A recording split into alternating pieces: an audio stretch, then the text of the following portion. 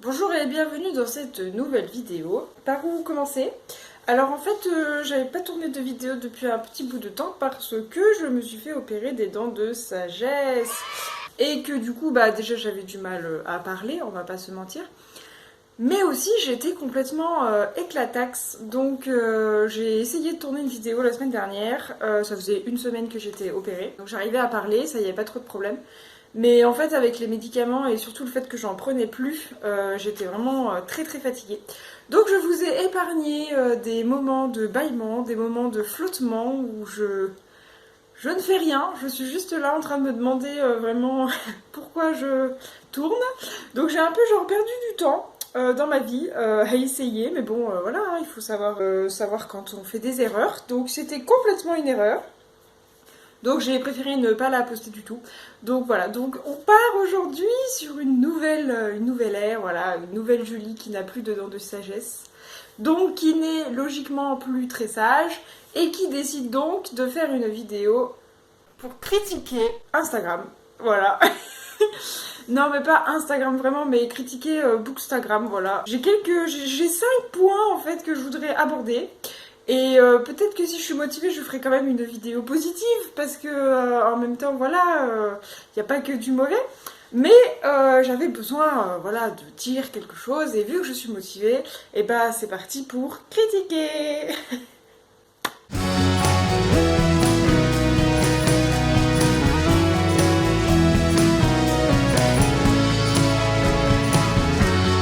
Alors j'ai une petite liste juste ici pour pas que j'oublie et que je parte ailleurs. On va déjà se contenter de ce que j'ai écrit. Donc pour commencer, alors donc je rappelle, je parle bien de Bookstagram, hein, je parle pas d'Instagram en général. Je parle donc des comptes qui parlent de livres en fait, comme le mien. Donc si vous voulez vous abonner alors que je critique tous les autres, il n'y a pas de souci.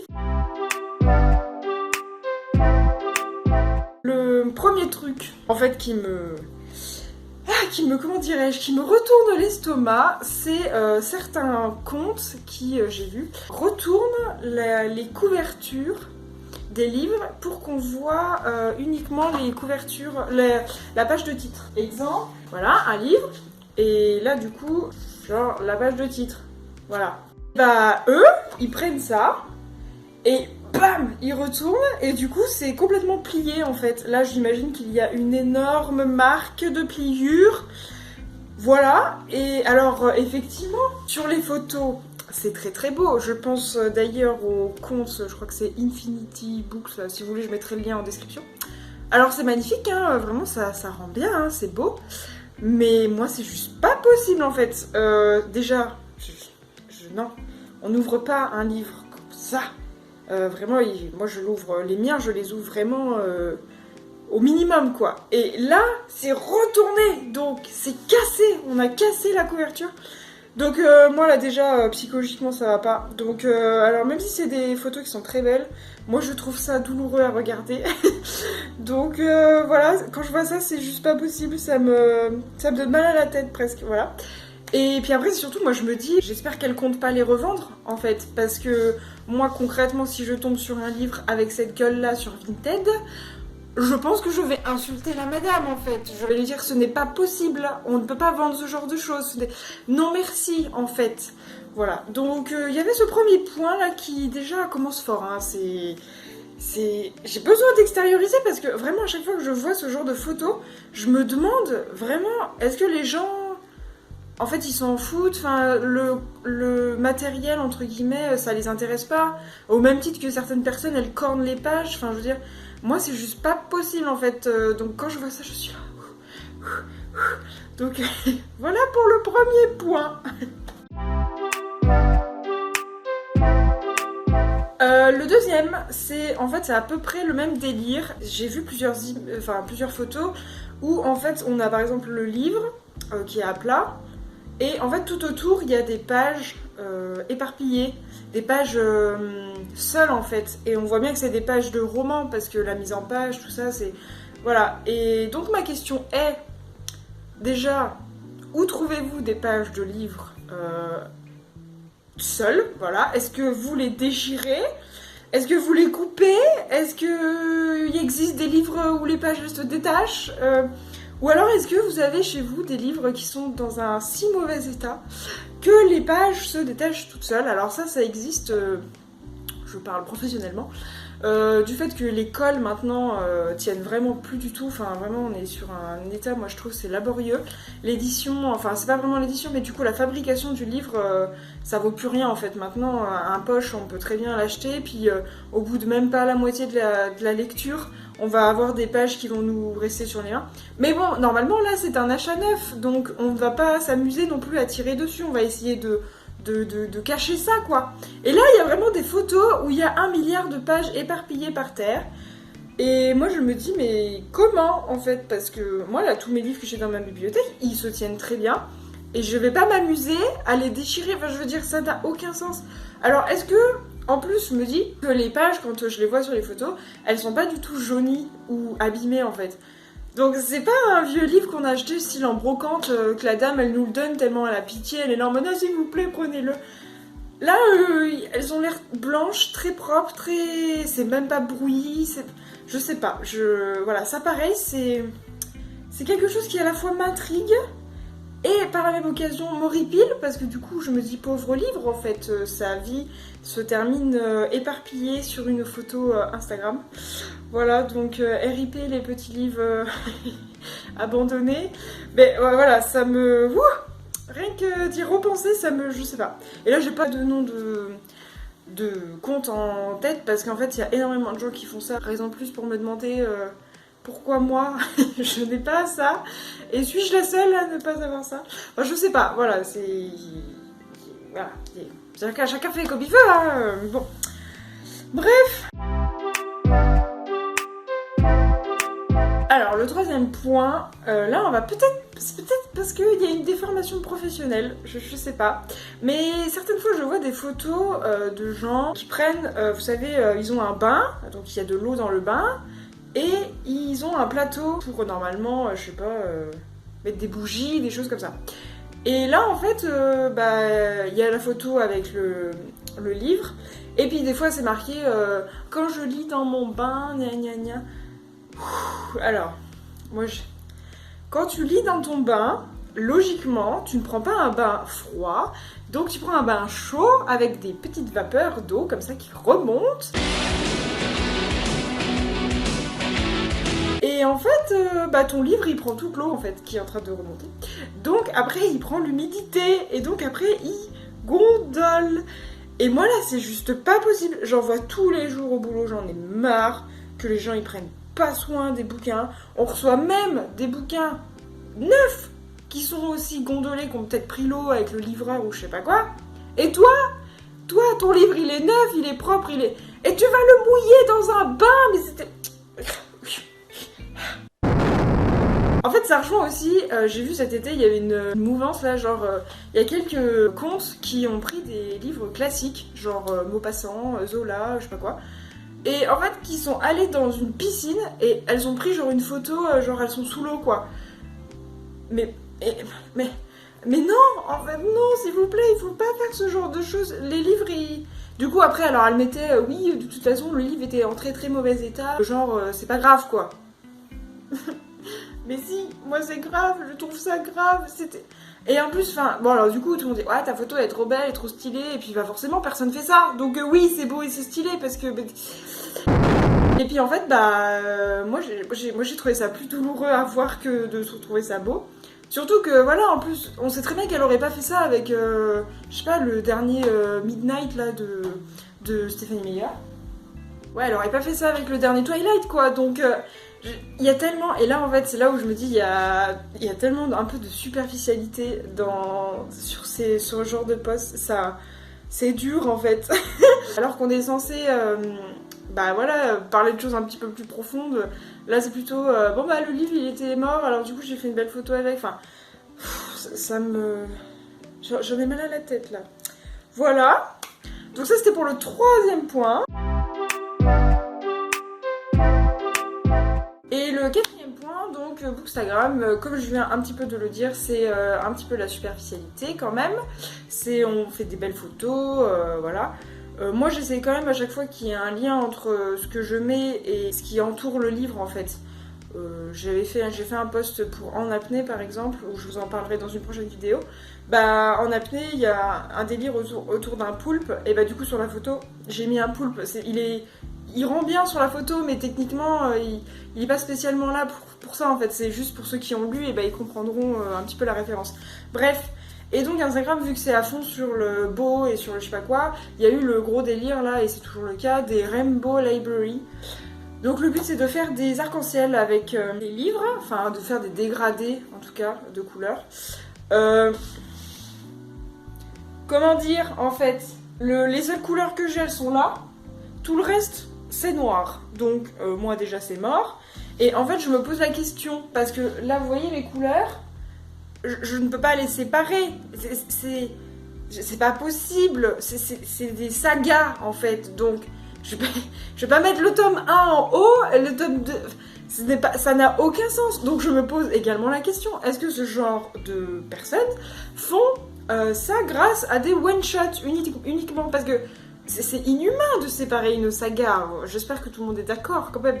On peut pas séparer le tome 1 du tome 4, du tome 3, du tome 2. C'est juste non en fait. Ne serait-ce que pour les personnages. Il faut qu'ils restent ensemble, vous voyez. Ils s'aiment en fait. Ils vivent une aventure.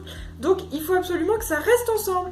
Et aussi pour moi, dans ma tête, je peux pas dire ah bah tiens je vais me prendre le tome 3. Puis en fait le tome 3 il sera là et le tome 2 il sera là. Non, c'est un non, je répète, non. No, God, please, no, no. Donc le jour où je ferai une Rainbow Library, c'est que j'aurai que des one-shots, chose qui risque pas d'arriver tout de suite, donc voilà. Et puis pareil, vu que j'ai des mangas à revendre et que en fait, c'est tous des séries, des sagas, je peux pas faire ça en fait, enfin... Bref, voilà. Le 4e point est passé. Ça fait du bien d'en parler, hein, vous savez pas, mais franchement, je me sens grave mieux là. J'ai l'impression que, du coup, en me justifiant, ça devient presque légitime d'être rageuse comme ça. Les gens ils vont croire que je suis trop une grosse jalouse, genre à la go, elle a je sais plus, elle a 200 publications, elle a même pas 200 abonnés. Bref, non mais je rage pas, hein. Franchement, moi je préfère faire mes petits vieux trucs tout moches et que ça me plaise plutôt que de faire des trucs qui n'ont aucun sens et qui peut-être me stresseraient plus que si je faisais rien quoi. Voilà, bon allez on va finir par le dernier, le top 5.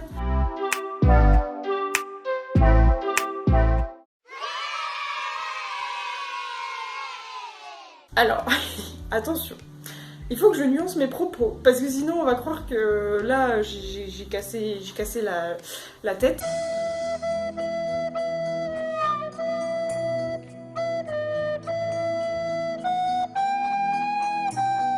Donc, comment dire, j'ai vu passer sur Bookstagram des influenceuses du livre, on va appeler ça comme ça, qui ont beaucoup d'abonnés et qui du coup reçoivent des services presse des maisons d'édition.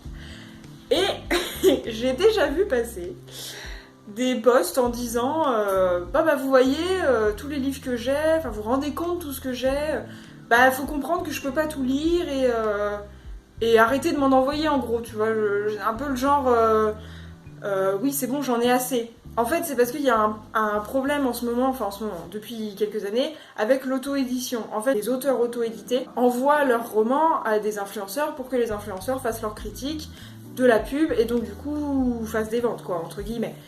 Et là, du coup, il y a des influenceuses qui se retrouvent avec trop de livres, et moi, ça me met en colère. C'est parce qu'en fait, moi je n'arrive pas déjà à acheter tout ce que je veux, même si j'avais, je pense, beaucoup d'argent, j'aurais pas le temps, ni l'envie, ni forcément, d'acheter tout. Et du coup, je choisis beaucoup, je me restreins, et franchement, c'est la vie, quoi, c'est comme ça. Et à l'opposé, on a des personnes qui reçoivent des centaines de livres par mois, et qui en plus du coup sont pas contentes parce qu'il y en a trop. Enfin, alors je peux comprendre hein, vu que c'est pas leur choix et que voilà, mais du coup je sais pas, il n'y a pas de solution en fait.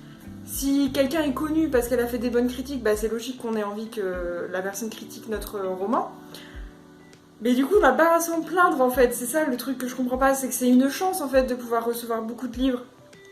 Alors même si c'est pas des livres qui nous plaisent, Il y a aussi ce côté, voilà, en fait, il y a vraiment une industrie autour du bouquin, et ça c'est pas nouveau, mais avec Instagram et les YouTube, tout ça, ça a été énormément développé.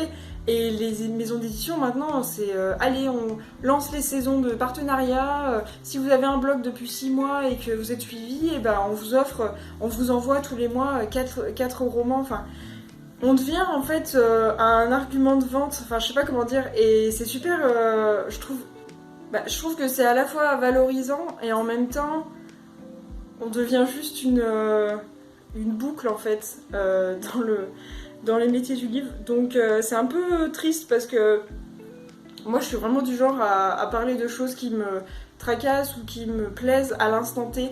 J'ai horreur de devoir prévoir les choses ou de devoir prévoir ce que je vais lire. Moi je suis pas du tout dans le délire des piles à lire. Là j'en ai fait une pour le confinement, mais je vous en parlerai dans une prochaine vidéo. Voilà, c'est pas du tout, c'est compliqué pour moi. Donc en fait, quand je vois qu'il y a des personnes qui reçoivent énormément de livres et qui en fait s'en plaignent alors que c'est ce qu'elles voulaient, non? Enfin, je sais pas. Il y a ce côté-là, il y a ce côté, voilà, je reçois beaucoup de livres, oh là là, je peux pas tout lire, gna gna. Bah ouais, mais en même temps, c'est un peu ton travail, entre guillemets. Et à l'opposé, il y a vraiment des influenceuses littéraires qui sont pros et qui en parlent pas en fait. Elles disent juste, voilà, on a peut-être des services presse, mais elles vont pas se dire ah bah non mais j'en ai trop, qu'est-ce que je vais faire de ça. Voilà, je trouve qu'il y a deux maisons, deux écoles, et moi vraiment quand on dit ah j'ai reçu trop de livres, enfin bah non en fait, tu dis pas ça. Il y a des gens qui arrivent même pas à s'acheter un bouquin par mois et toi on t'en offre et t'es là j'ai trop de livres. Je sais pas, revends-les ou donne-les à des associations qui en ont besoin, je sais pas, bref, c'est vraiment quelque chose qui m'énerve aussi parce que vraiment on est devenu presque égoïste, voilà, il y a plus du tout cette notion de partage et simplement voilà, d'échange autour du livre, quoi. On est vraiment maintenant sur l'objet, sur le matériel, sur le prix, c'est vraiment pas... Là, il y a quelques délires comme ça qui me plaisent pas trop. Et moi, concrètement, si on m'envoyait des livres, je serais quand même contente. Hein, voilà. Après, si certains me plaisent pas et si certains, j'ai pas du tout envie de les lire, faut que les gens comprennent aussi que j'ai pas du tout envie de les lire. C'est pas... Enfin, voilà, il n'y a pas à l'annoncer en disant « Ah, mais j'ai reçu trop de livres, c'est trop chiant ». Bah non, en fait, c'est déjà gentil de la part des auto-édités ou des maisons d'édition de t'en envoyer des gratuits et des tout neufs. Donc, faut pas se plaindre. C'est plus que, voilà, à force, oui, on peut comprendre que si t'en reçois 600 par mois, c'est compliqué. Mais il y a une manière de faire, voilà. Il faut pas dire ça. Je trouve que c'est très irrespectueux envers les personnes qui ont travaillé, qui ont écrit des romans et qui te les envoient, voilà, parce que c'est ce que tu dis. Hein. Tu dis, moi, je suis critique littéraire. Ça a des avantages et des inconvénients en fait, donc voilà. Moi je ne suis pas critique littéraire et je m'en porte très très bien. Merci, déjà que je n'arrive pas à lire mes propres romans que j'ai envie de lire, alors si on m'en envoyait d'autres, je sais pas.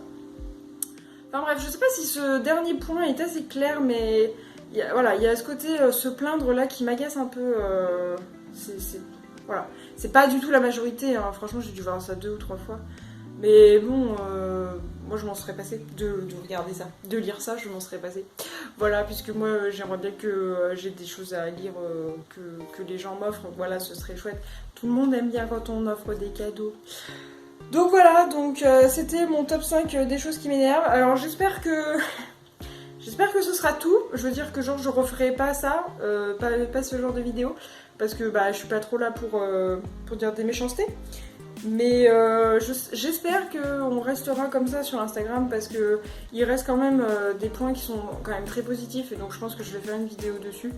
Mais voilà, j'espère qu'on va pas partir sur d'autres points négatifs plus tard. Si jamais il y a besoin, je referai un nouveau top. Mais là pour l'instant c'est bon, on va s'arrêter là.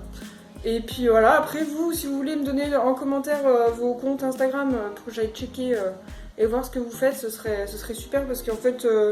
je me rends compte que je tourne un peu en rond en ce moment, je suis tout le temps, je suis abonnée au même, j'ai du mal à me renouveler. Donc peut-être que voir de nouvelles choses, ce serait bien pour moi et ça me diversifierait. Voilà, bon allez sur ce, bonne fin de journée, bon début de nuit et à bientôt, bye bye.